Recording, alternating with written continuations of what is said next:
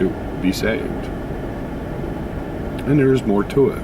You know, you can't just believe something and you're going to get it for free. I don't know of anything in this world I could ever get for free.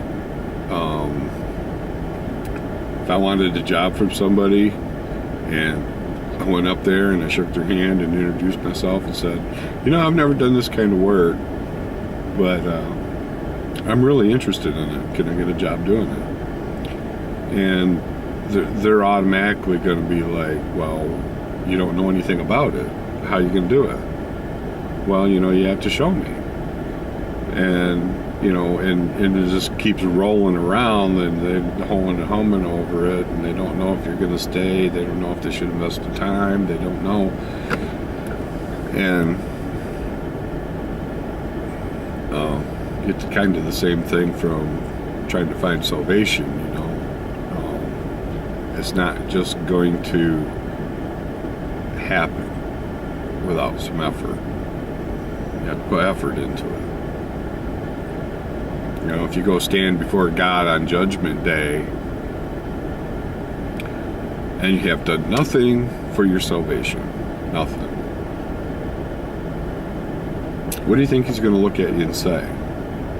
But, you know, you could stand there and go, well, you know, you never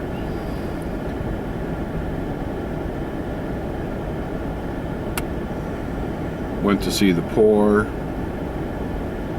You never fed the poor. You didn't cover them with a blanket. You didn't get them a drink of water. Anybody who was, you know, and in trouble. And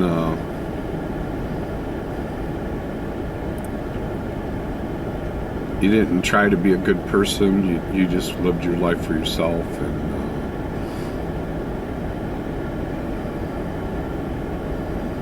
what do you think God's going to look at you and say?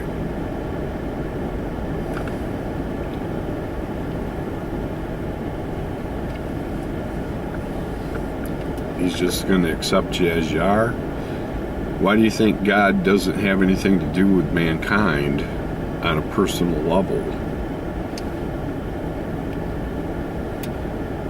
It's not just because it's going to change who you are, because if He appeared, of course you're going to change, but if He has to do that, then what did you do? See, in people that He does that for in His plan, we'll have to do that anyway. So there's probably no getting around it.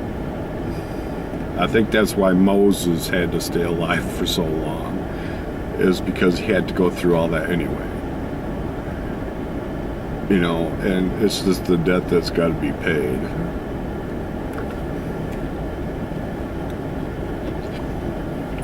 So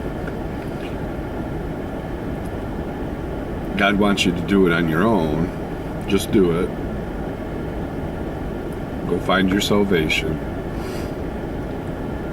Listen to the people about God, and, you know, don't try to be delusional about it and live in a delusional world where you don't really know if God did anything or not. I mean, you have to debunk it.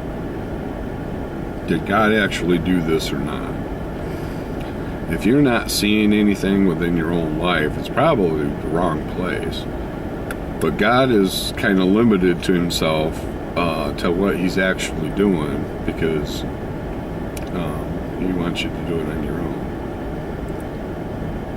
If He feels that you put enough time in, He'll reward you for it.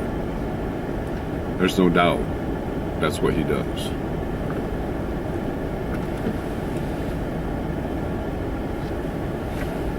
But that, in my terms, and I believe in God's terms too, the path of righteousness is on mission. I gave the definition of the mission as looking for your salvation, because it's all about the resurrection. So that would be the mission that everybody has to perform.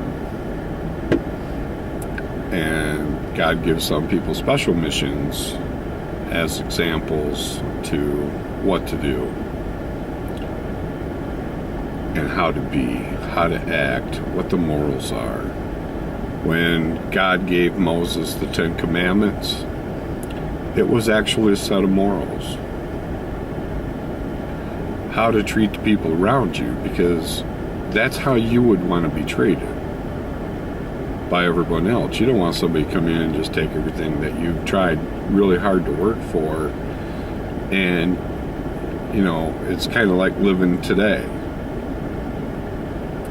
You got so many people with their hands out thinking they deserve things because they've turned it into law that you can't hardly keep anything anymore because the rules are corrupted.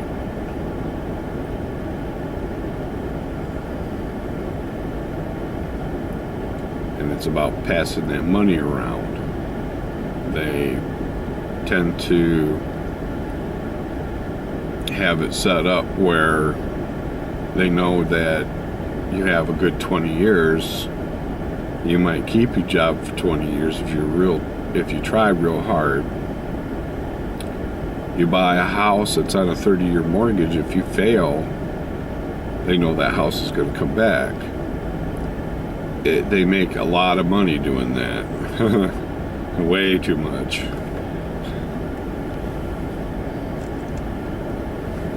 And then because of the property taxes, if you lose your job and stuff, even if you have your house paid for by that time, and you're having a hard time, then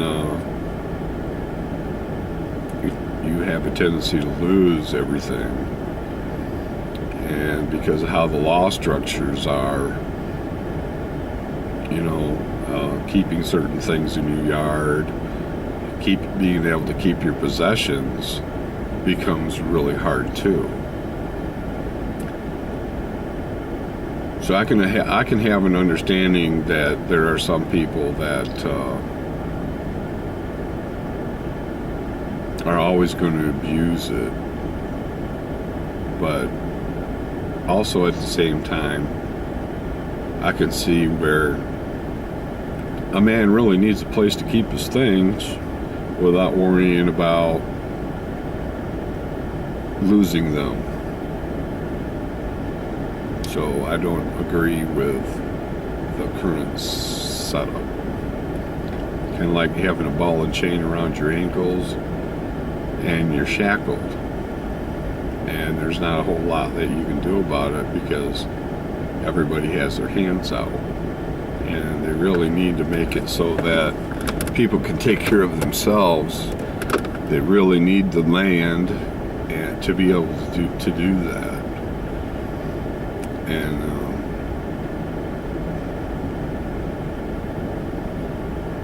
have people help themselves more.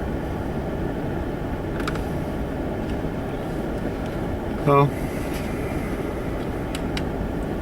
hope you enjoyed the Path of Righteousness video. And I'll talk to you next time. Thank you for watching.